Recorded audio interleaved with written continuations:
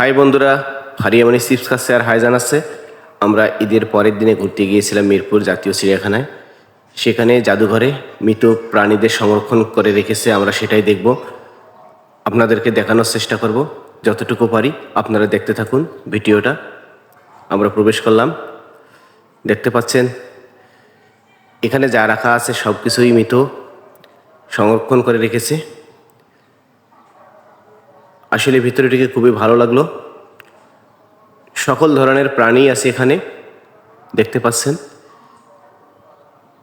যতটুকু পারি আপনাদেরকে দেখানোর চেষ্টা করতেছি, আপনারা দেখতে থাকুন।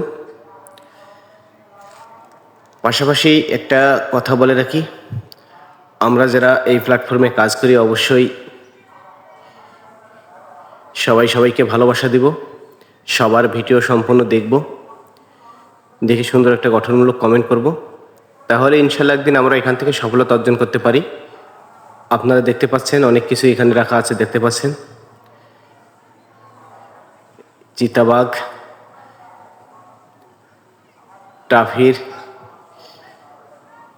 এক কথায় যত প্রাণী আছে সব কিছুই এখানে সংরক্ষণ করে রেখেছে। মৃত যেগুলো দেখতে পাচ্ছেন কাঁচের গ্লাসে বন্দি। খুবই ভালো লাগলো আমার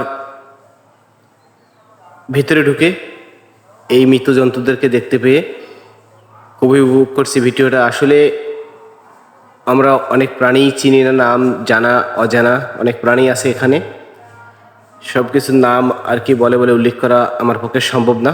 দেখতে পাচ্ছেন আপনারা, দেখতে থাকুন। এই যেটা দেখা যাচ্ছে কুমিরের চামড়া,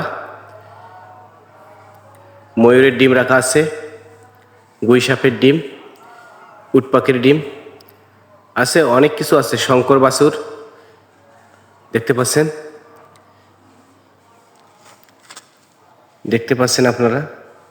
দেখতে থাকুন, ভিডিওটা ভালো লাগবে।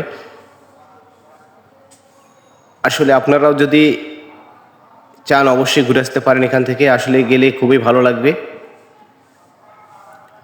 অনেক সুন্দর একটা জায়গা। চিড়িয়াখানা যদি কেউ যান অবশ্যই আপনারা এই জাদুঘরে ঢুকবেন, যেখানে মৃত প্রাণী সংরক্ষণ করা আছে। আপনারা দেখতে পাচ্ছেন বেশি টিকিট না, 10 টাকা করে টিকিট নেয় জনপ্রতি। আপনারা যা ঘুরে আসতে পারেন এখান থেকে, সত্যি অনেক ভালো লাগে। এই যে চিতাবাঘ, রয়্যাল বেঙ্গল টাইগার রাখা আছে, বনরুই, হরিণের মাথার খুলি, শিং সব কিছু রাখা আছে এখানে, দেখতে পাচ্ছেন। আর কি যতটুকু পারলাম আপনাদেরকে দেখানোর চেষ্টা করলাম। যদি ভিডিওটা ভালো লাগে অবশ্যই অন্যদেরকে দেখার সুযোগ করে দিবেন। দেখতে পাচ্ছেন এখানে অনেক কিছুই দেখা যাচ্ছে, দেখতে পাচ্ছেন।